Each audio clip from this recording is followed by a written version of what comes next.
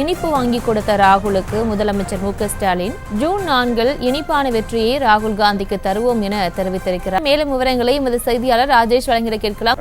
தமிழக முதல்வரும் திமுக தலைவருமான மு.க.ஸ்டாலின் தன்னுடைய சமூக வலைதள பக்கத்தில் ராகுல் காந்திக்கு இனிப்பான வெற்றியை கொடுப்போம் என அவர் பதிவிட்டிருக்கின்றார்.